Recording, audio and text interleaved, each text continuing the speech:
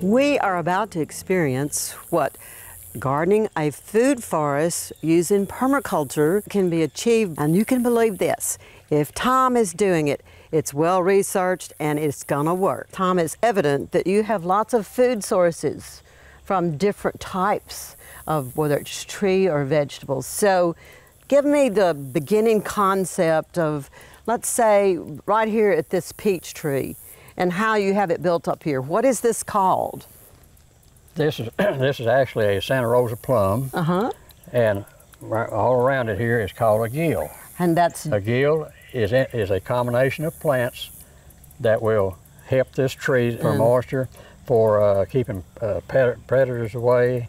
In other words, in the springtime, this will have all kind of daffodils come up around it. It's different types of plants that will help this. That will, in other words, your nitrogen fixing plants, which is like your goji berries, your gummy berries, and comfrey. And so you don't try to make this look patterned and orderly. You try to have it as if it is growing. It's like you grow, and if you walk out through a forest, that's the food forest. That's the way you want it. Okay. Only what I'm growing is food. All right. Now, you said you have daffodils, and they are good for those gnawing rodents. Yeah. They don't like those. No. And also, I would suppose, when that daffodil comes up, deer don't eat those. No. And will that keep them from coming to the bark of your trees? Well, I've got that took care of too. For around here is a gooseberry. Oh yeah. Gooseberries has thorns. Oh yeah, I see those. That will keep away most deer or anything. Yeah, and even the asparagus foliage has it on it. Okay, so then you use Comfrey. Now what does that do? Comfrey is a nitrogen, brings in nitrogen.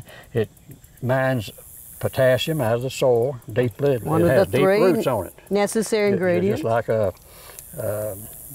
Daikon radishes and things like that, which there's also some of those planted in here. But they'll come up in the spring here. So a Daikon radish is a perennial? It can be. It's according to back here it is. If it's out in my other garden, it's not. Okay, because it's protected by some of this wild, shall we say. Because here is what's called cordon. Yeah, plant. Cordon is a cousin to artichoke. Yeah. So this is actually an annual, but back here in this garden, it's a pre-annual. This is 3 years old. Do you think you've made a little subclimate back here? Well, that's what permaculture is all about, is making different ecoclimates. Yeah. So, ecosystems and things like that. The reason you have so many different plants growing. So you created these swells as if it were to stop, you know, we do that in rainwater. Exactly, and it stops erosion on the hillside. Exactly. So it's nothing new. It's been going on for thousands of years. People quit using it when they started doing a lot of logging and everything, see. So in your process of self-education, you began to read about some of this, or you just dream it up? Sometimes it starts out as a dream. Well, but I read, I study, I got a library. I got a whole library. As you say, a good gardener will have a small house, a good library, and a garden. Oh. And so I've got all three. What is one of the most successful things? Well, I think Japanese beetles, I have kept them away. I mean, you still have some, but not as bad. Used to, my cannas up here at least just be eaten up with them. Well, that's their host plant, and if they stay over there, they won't be in here. That's right. And a lot of those are yellow cannas. Some are red, most are yellow. Yellow is attracted to them. But that's probably, and plus another thing I use a lot of is Egyptian walking onions. Oh, I love those. I've got a lot of them. I've got them planted around everywhere. Now, what does that do? Japanese beetles will not come around them. I've got grapevines out here. I planted a hole underneath of Egyptian walking onions. Wow. And there's no Japanese beetles on my And I think I said, I believe I saw that you have 4 o'clocks. Oh yes, I got 4 o'clocks. I got yellow and red, but the ones I have back here are yellow. And like the ones around the fruit tree up here, there's no damage from Japanese beetles on them or other insects. And they bloom at night. That's right. They'll bloom at night. They'll start blooming about 4 o'clock in the evening, and they'll bloom all the way up into the morning. Yeah. Well, that is quite interesting. Well, Tom, tell me, why you think this is a great accomplishment. What is this? Hardy kiwi. Hardy kiwi, okay. It's not like your brown kiwis in the store. Yes. These are a little bigger than a gooseberry. Okay. But they'll grow all through the winter. So that's less than an inch. That's right. And oh. It takes about 6 years for them to start producing. This vine here is right at 4 years or maybe 4.5 years old. So you're getting your taste buds ready. Oh yeah.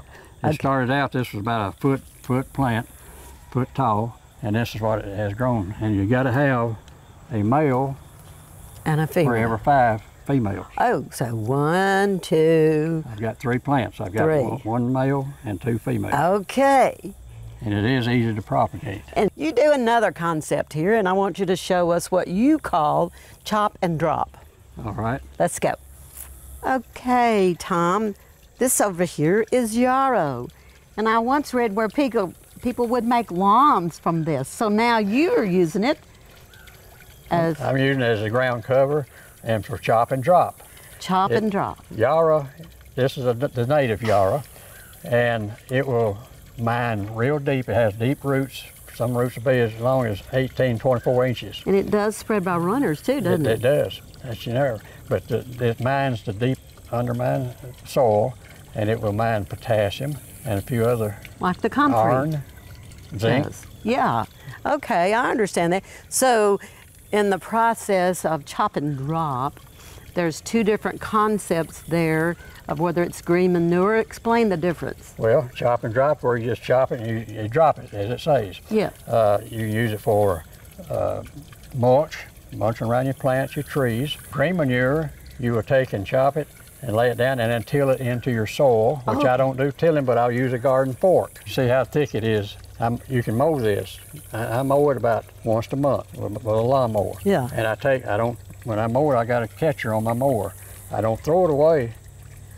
I make compost out of it. You can add this to your compost bin if you have one, and it makes it work better. Okay. Just like Comfrey will. Before me, I have about an 8-foot apple tree. Then it has an underplanting underneath it. Now, how are these things relating together? Okay, the Comfrey under here can be a accumulator, nutrient accumulator, because it goes so deep in the ground, pulls up potassium and everything. Or I can use it for chop and drop to mulch around it, which I will do in the hot summer. You can mulch around that. You can chop and drop Comfrey at least 5 to 6 times a season. It grows back fast. So that's how I use it. Okay, so you're saying the larger the planting, the more dynamic it is for the location. Yes. Okay, this area here is a perfect example of the biodiversity that you're creating here with your food forest. So these final plants here, let's talk about them and how they're beneficial. Let's start with this tansy. Okay, tansy, I like it because it's a good deterrent of ants. Or if you got an ant hill, you can cut off these leaves right here and lay on it, and it won't be long, it'll be gone. That's good to know because I had lots of those this summer. Well, Tom, you have another plant that attracts pollinators. What is this beauty? Well, I really can't remember the name of it. You don't have to. Tell you the truth. But it would get taller than this. It get taller. I cut it back everywhere it would bloom more. Yeah, and you get successive blooming. Yes, exactly. Yes. And I think this grows along our wild side, along the roadways now, as we travel in Tennessee. Yes. It's a good pollinator. Absolutely, plant. I see them on there. Then you also have along in this row, I believe you have some rhubarb. Yes, I have rhubarb over there. How long have you been growing that? This will be the 3rd year for it. And it has survived our winters. Yes. Okay. And then you have a pear tree that is all this is clustered under. Yes, that's an Asian pear. My favorite. And then moving on down, you even have some asparagus. We got asparagus bed, just a bunch of asparagus and mountain mint. Mountain mint. Now what is it? Mountain mint will draw pollinators because it will have little white flowers on it. Yes, it does. Mm-hmm. That's right. Well, and definitely the beneficial, we need those pollinators. And they're here even now. We're close to October. You got to have pollinators if you're going to have food. Or any kind of plant. Exactly. But obviously, what time you have put forth to gather this information and now share it with us, it is priceless.